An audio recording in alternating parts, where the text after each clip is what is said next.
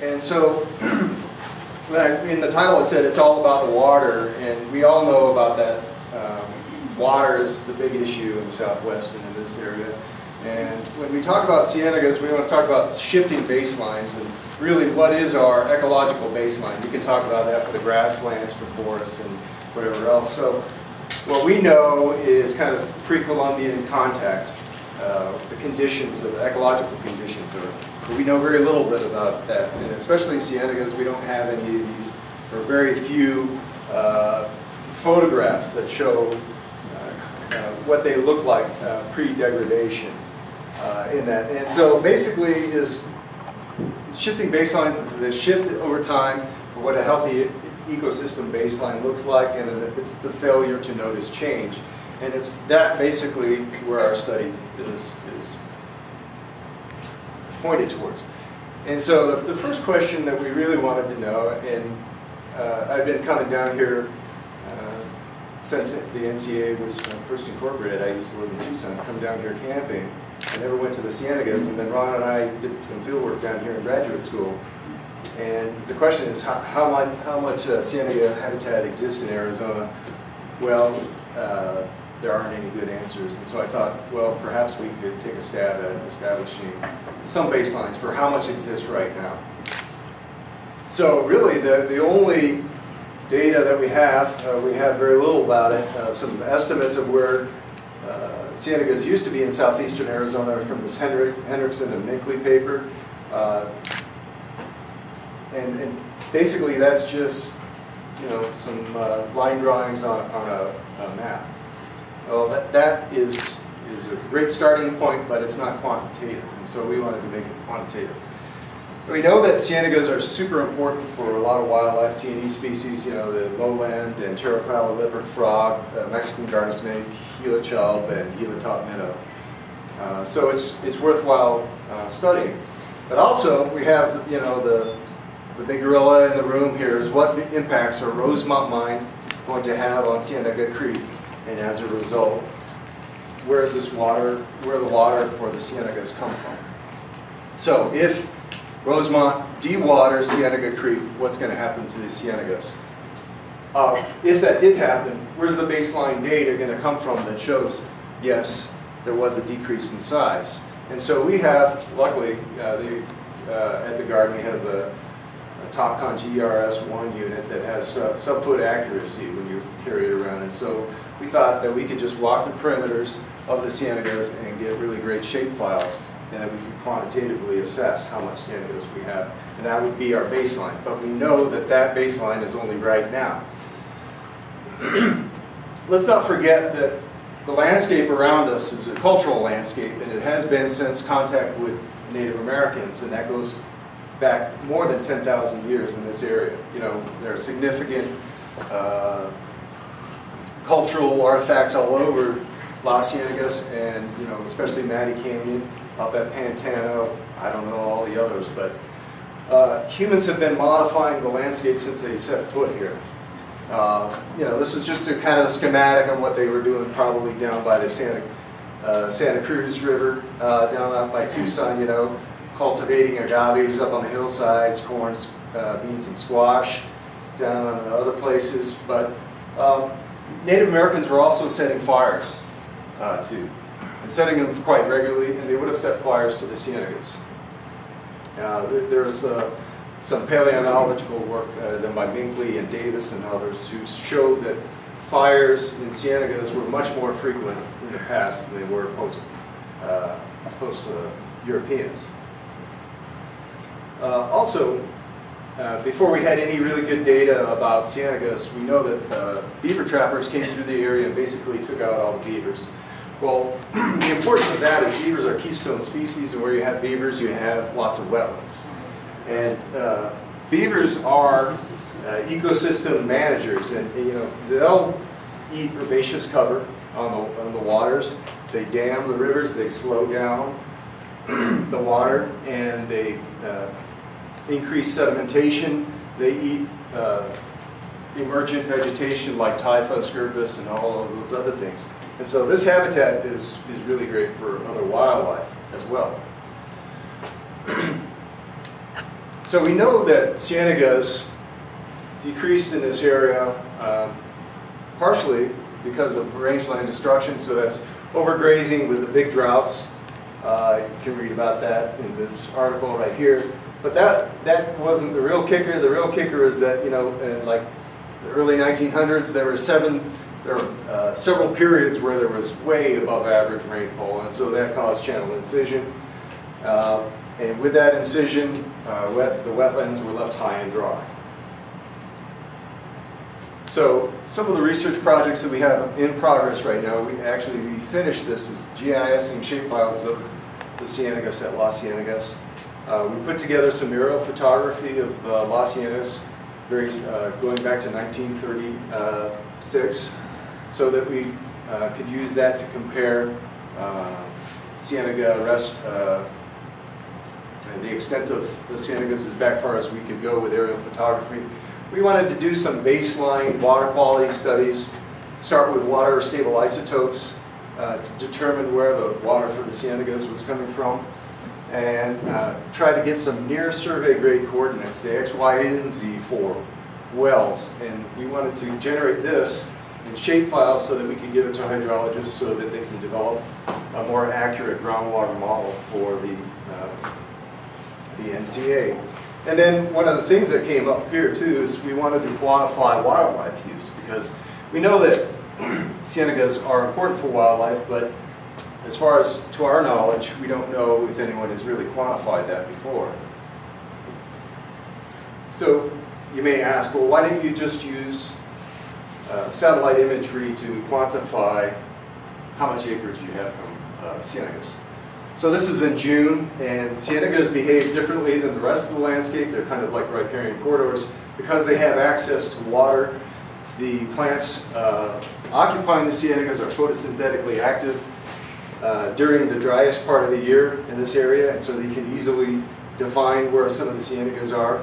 However, if you were to just use satellite imagery, you might overestimate the extent of the Cienegas.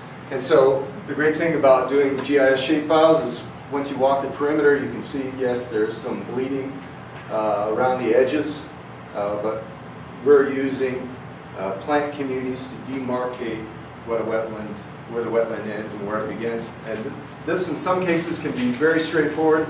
In other cases, it can be a little bit fuzzy because you just get a network of wetland and Saccatone and so on and so forth. But we made our call. If it was greater than 50% wetland species, we were calling it the wetland. Right?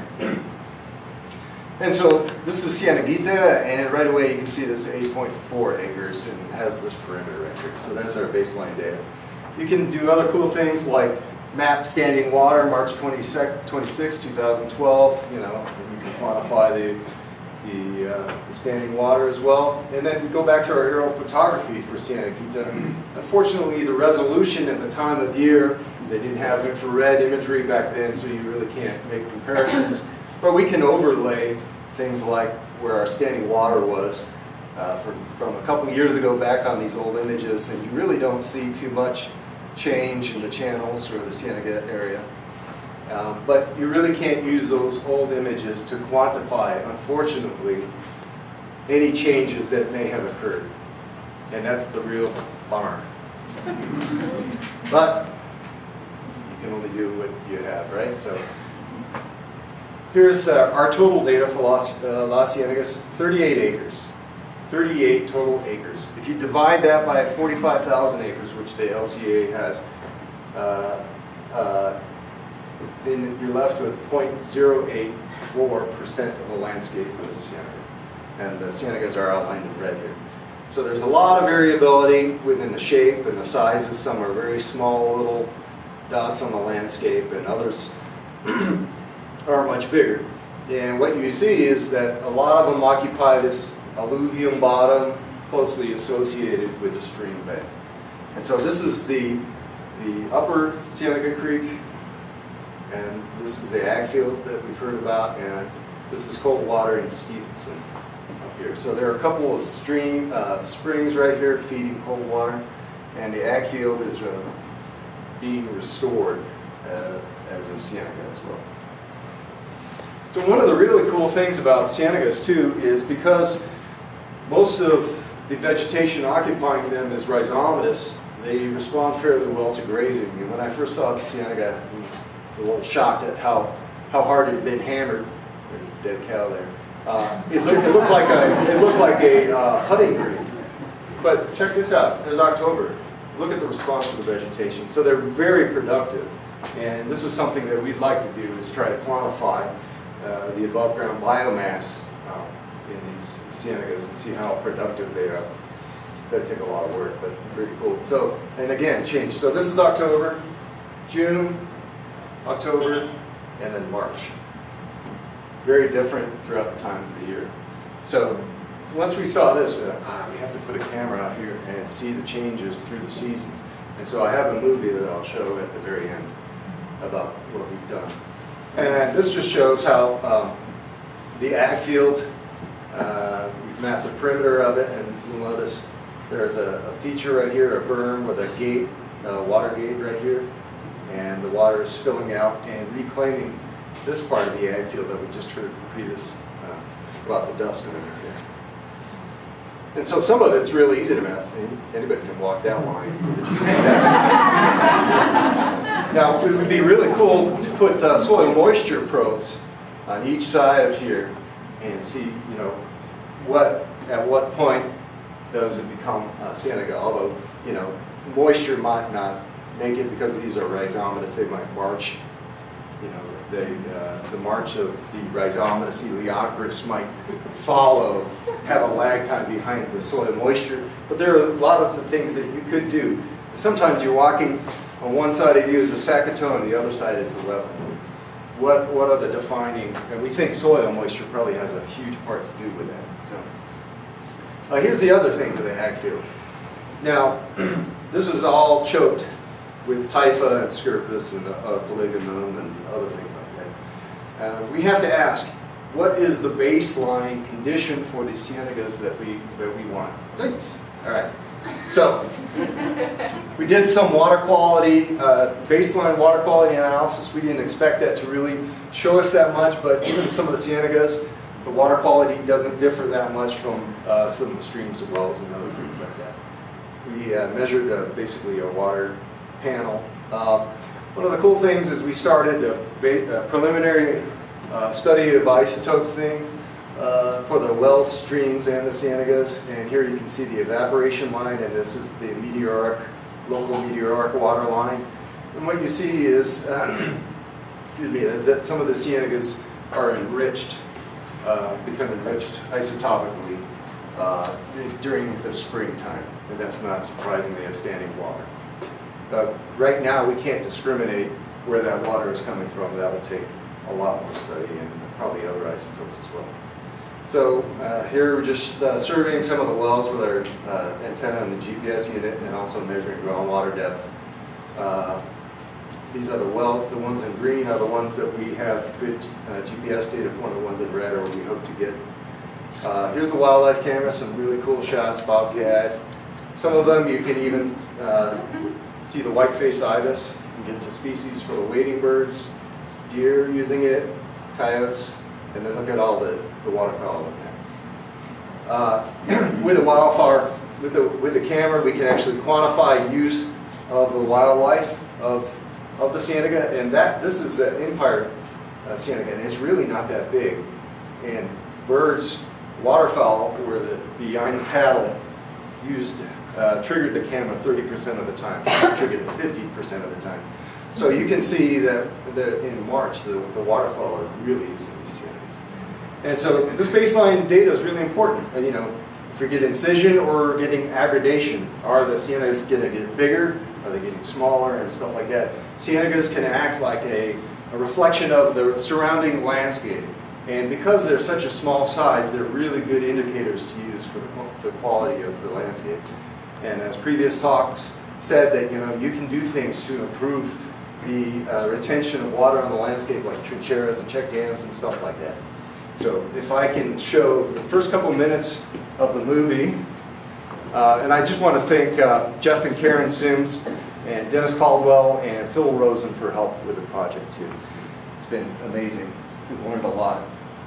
And we have a lot of data to share.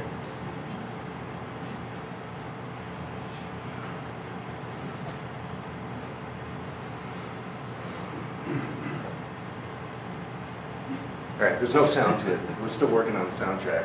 That wasn't our grant money, but so starting April 14th, one thing to notice is look at the area of the water, the standing water in here, and this is a grazed Cienega, and you'll see that pretty soon.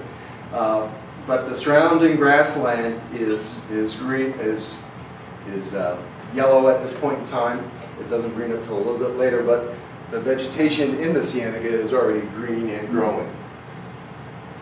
There you go. There's Bossy and friends. And keep your eye on this patch. You'll see it go up and then disappear from the grazing. And so if you didn't have some type of disturbance, either fire or grazing, these Cienegas might become choked with vegetation. And if they're choked with vegetation, then they wouldn't be habitat for waterfowl and other things.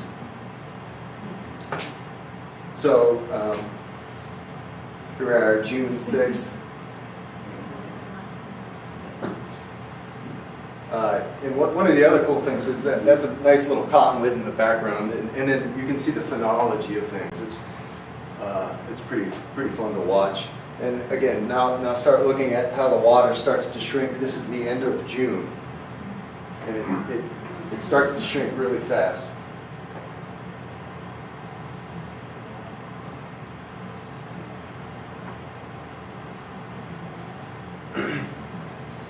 And then you start having your green up right in the beginning of July.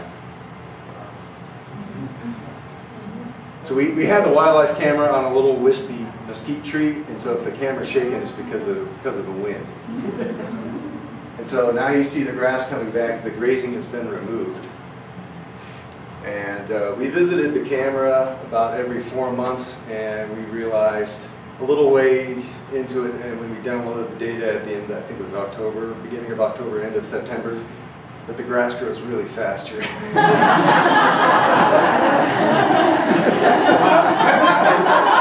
And so, unfortunately, this triggered the camera a million times. Luckily, I have a volunteer who did all of this, but he went crazy with this. And so next time we'll have to come out and trim it down. The other unfortunate thing about this is because the grass is in the way, it wasn't triggering the wildlife.